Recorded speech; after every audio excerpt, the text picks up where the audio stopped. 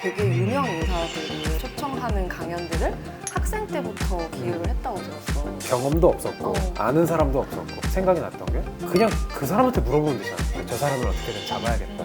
아저씨가 오면은 일어서서 소리라도 질러야지. 2시간, 3시간 앉아있으니까 좀 딱하셨나 봐. 인간 승리다. 맨 땅에서 일을 만들어내는 해보니까 안 거죠. 100명이 넘는 사람들이 내가 만든 무언가를 위해서 기다리고 있구나. 이거는 진짜 이 채널에서 처음 공개한 최초 공개. 최초 공개.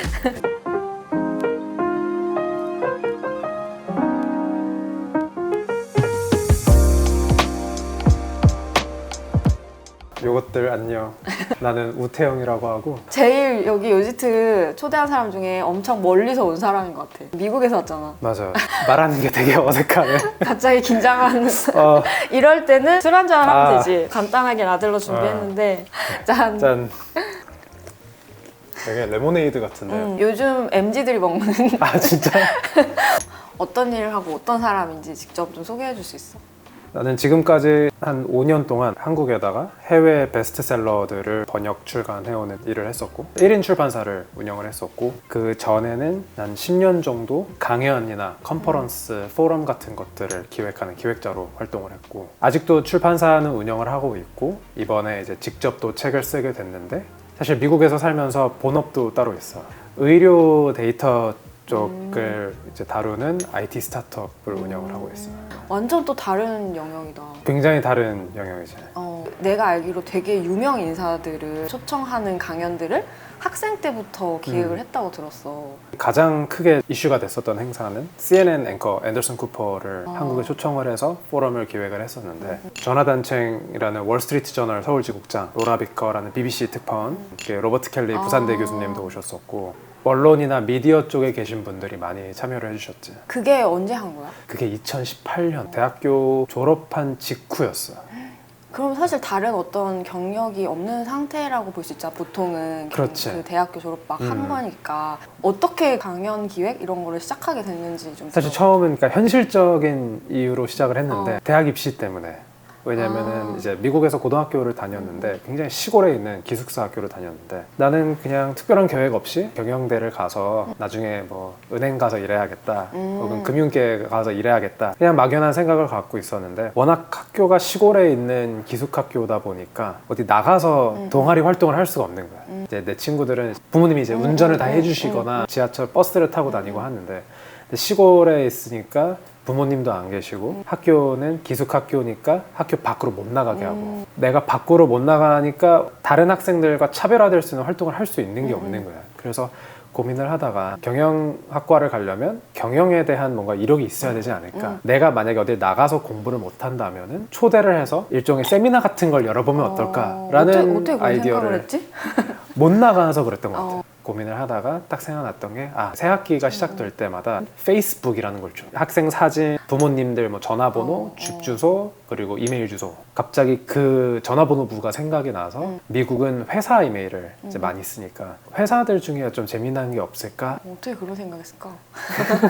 그 당시가 거의 이제 애플의 최고의 전성기였던 시절이었는데 책을 이렇게 한 장 한 장 넘기다가 이제 딱 발견한 게 골뱅이 apple.com이었어요. 이제 인터넷에 검색을 해보니까 전 세계 마케팅을 총괄하시던 부사장님이셨어요. 이제 이메일을 보내봤지. 그냥 아들 친구 누군데요 하고서 이제 연락을 했는데 그게 오히려 먹혔던 것 같아요. 학교에서 비즈니스를 공부하는 세미나 같은 거를 만들고 싶은데 학부모 상담 때 오신다면 1시간 정도 이야기를 나눠주실 수 있냐 했는데 다음날 아침에 바로 오케이를 해주셨어요.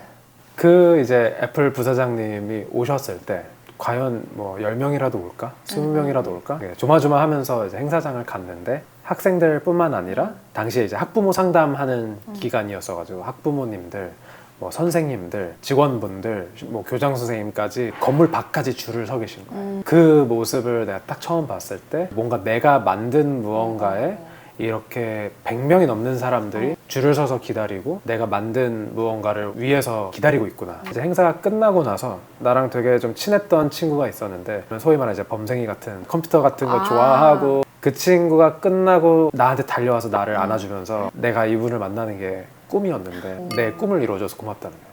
자기소개서를 위해서 이런 거를 하나를 그냥 벌려봤는데 처음엔 그런 거예요. 그런 이렇게나 많은 사람들한테 그리고 이렇게나 깊이 누군가에게 영향을 줄 수 있다라는 거를 깨달으니까 이거를 다시 느끼고 싶다. 더 다양한 관심사를 갖고 있는 친구들한테 이런 영향을 줄 수 있지 않을까 해가지고 그게 이제 첫 시작이었지.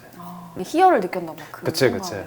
지금은 사실 출판사를 운영을 하고 있잖아. 출판사도 대학교 때 차렸다고 들었거든. 맞아. 아, 출판사도 어떻게 보면 이제 강연했던 거랑 좀 연결이 되는데 되게 우연히 유튜브 광고 영상으로 접한 사람이 게리 베이너척이라는 사람인데 소셜미디어 마케팅 쪽에서 워낙 유명하신 분인데 뭔가 홀린 듯이 40분짜리 프리롤 광고를 건너뛰기를 안 누르고 다 봤어.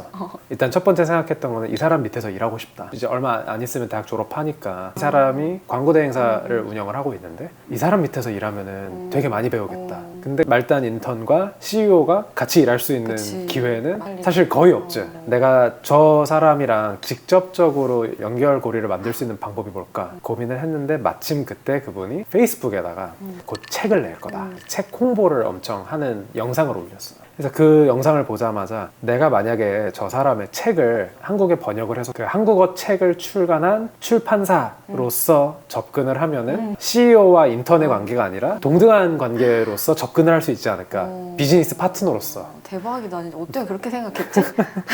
근데 출판사가 없었던 거지? 없었지.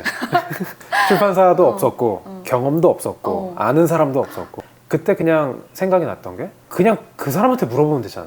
이 책을 출간하는 이 사람한테 게리한테 물어보면 게리한테 물어보자. 그래서 실제로 그때 게리한테 이메일을 썼어. 내가 너의 책을 한국에다 번역을 해서 내고 싶은데 누구한테 물어봐야 되냐 라고 메일을 보내니까 게리는 아니었을 거고 이제 비서 중에 한 명이 이제 보고서 실제 출판사 담당자한테 전달을 한 거지, 이메일을. 출판사는 이제 내가 누군지 모르고 뭐 어떻게 해서 계약 절차가 들어가고 이렇게 하면 됩니다 라고 이제 설명을 해주신 거예요. 근데 무슨 말인지 하나도 모르지. 그냥 다 물어봤어. 이 문서는 왜 필요한 거냐. 그 사람도 답변을 해줘야 되는 실무자니까 그거를 설명을 다 해주더라고. 아직 사업자도 없는 상황에 당연히 답이 안 오겠지? 라고 생각할 것 같은데 답이 오고 뭔가 그치, 해보니까 안 거잖아. 해보니까 안 거지. 근데 이제 다른 출판사들의 컨택이 있었을 것 같은데 다른 곳에서도 관심이 있다는 걸 알았던 게 인쇄 비딩이 붙었어. 높은 금액을 불러야 되는 그렇지. 거야? 최대한 조금씩 올려서 불렀지. 근데 내 생각에는 그 당시에는 그 저자가 한국에서 인지도도 거의 없었고 나는 정말 내 졸업 후 인생을 여기에 건 사람이고 다른 대형 출판사들은 그저 제목 중에 하나일 뿐일 거고 이제 물론 이제 돈이 조금 올라가면 올릴 때마다 이제 과외를 하나 더 해야 되나? 이제 과외비로 알바를 알바로 하나? 한 그렇지, 거야? 그렇지. 대박. 결국은 그쪽에서 판권 이제 최종 결정이 됐다. 맨 마지막에 계약서를 하퍼컬린스 본사랑 계약서가 딱 오니까 그때 실감이 나더라고. 그냥 막 저질러 버렸네. 근데 됐네. 그랬었어. 그런 게리비를 섭외하고 다른 유명 인사들 섭외할 수 있었던 것 중에 하나가 이메일을 되게 열심히 썼다고 했잖아. 맞아. 거기에 대한 혹시 팁도 있어? 사실 제일 중요한 거는 그 상대방이 최대한 생각을 안 하게 해야 돼.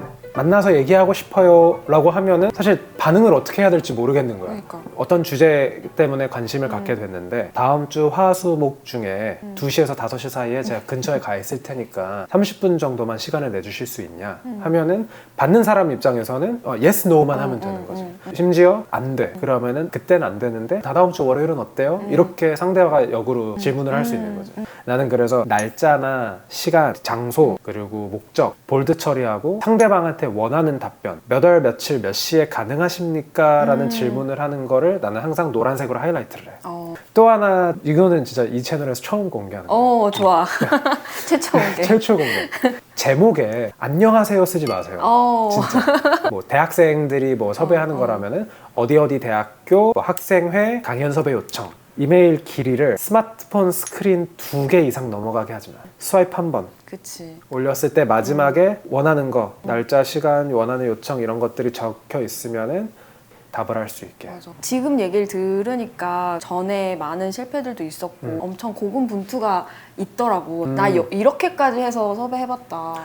이런 내가 거 있잖아. 얘기한 제일 좋아하는 스토리 중에 하나가 뉴욕에 있으면서 한인 대학생들이 전국에서 모아서 이제 큰 컨퍼런스를 이제 주최를 하게 됐어. 그때 되게 우연히 접하게 된 소식이 핏빗이라는 스마트워치 회사가 있었어요. 그 당시에는 이제 스마트워치라는 어떻게 보면은 그 시장을 만든 회사인데 그 회사 대표가 한국 사람이라는 거야. 아, 그렇구나. 내가 한인 학생들을 모아서 한국인 리더들을 연사로 초청을 하고 싶었는데 저 사람을 어떻게든 잡아야겠다. 그래서 원래 했던 뭐 이메일 주소 찾아서 연락 보내보고 비서 연락처 찾아가지고 메일 보내보고 했는데 아무도 답을 안 주는 거야. 그래서 어떻게 해야 되나 고민을 하다가 이분이 샌프란시스코에서 있는 가장 큰 IT 컨퍼런스에 그 VIP 게스트 연사로 참석을 하신다라는 소식을 보고서 내가 저기를 가서 저 사람을 잡아야겠다. 뉴욕에서 샌프란시스코가 비행기로 6시간을 가야 돼. 그 행사가 기본 입장료가 1인당 300만 원이었어요.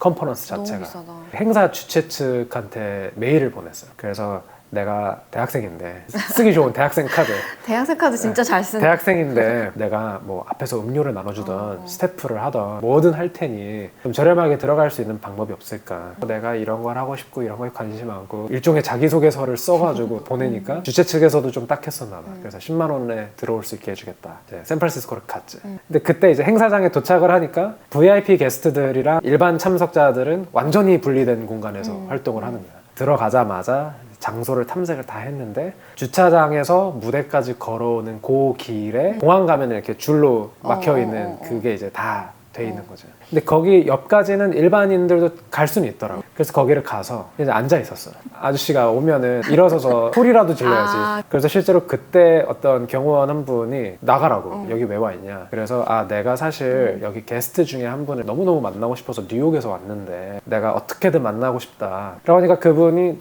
여기 앉아 있어도 못 만나. 어차피 그분은 왔다 가셔야 돼. 그러고서 이제 이 애가 2시간, 3시간 앉아 있으니까 좀 딱하셨나 봐. 드디어 대표분이 주차장으로 걸어 나오고 계셨어. 내가 후다닥 이제 일어나서 소리를 지르거나 어떤 손짓을 하려고 하니까 경호원이랑 눈이 마주친 거야. 근데 그 경호원이 그 대표분을 잡아주셨어. 저기 또 학생이 너 기다리고 있는데 인사 좀 해줘라. 그렇게 해서 그 대표랑 만나게 됐어. 경호원이 나를 보고서 이걸 한번 해주고 그래서 나도 고맙다고 진짜 해주고 인간 승리다. 그리고 나는 할 거 다 했지. 결국 못했어.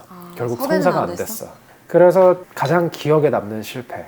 솔직히 그 정도 했으면 난 될 거라고 생각했어. 근데 안 된 거는 안 된 거고 뭐 아쉽지만 그래도 목표가 있으면 나는 그래도 방법은 찾을 수 있는 사람이구나. 그런 자신감이 좀 생긴 것 같아. 이렇게까지 한다고? 약간 이런 생각이 드는데 또 한편으로 그렇게 했으니까 이런 것들을 만들어냈구나. 결국엔 그런 집요함, 끈기 이런 것 때문이 아니었을까? 이런 생각 들고 맨 땅에서 뭔가 일을 만들어내는 능력이 있는 것 같은 느낌인 거야. 그건 어디서 나오는 건지 약간 그런 게 궁금하더라고. 두 가지 이유인 것 같은데 하나는 해서 안 돼도 잃을 게 없으니까 출판에 대해서 질문했는데 이메일 답장 안 오면 그만이고 실제로 그렇게 거절당한 경우도 굉장히 많아. 실제로 성사된 것보다 거절당한 게 10배, 20배는 더 많지 않을까. 두 번째는 작은 성공들을 계속 쌓았던 것 같아. 사람들이 아는 출판이든 강연이든 행사 같은 경우는 저 이제 유명하신 분들 이런 것들을 많이 아시지만 사실은 10명, 15명 모인 행사들 티켓팅 진행 중이었다가 취소하고 전액 환불했던 행사들도 꽤 있고 그런 실패들도 많이 했는데 중간에 있었던 그런 작은 성공들이라고 불러요. 그게 이제 쌓이면서 내가 어떻게 조금씩 더 스케일을 키우고 사이즈를 키울지를 이제 그런 게 보이니까 그걸 쌓아갈 수 있었던 것 같아요.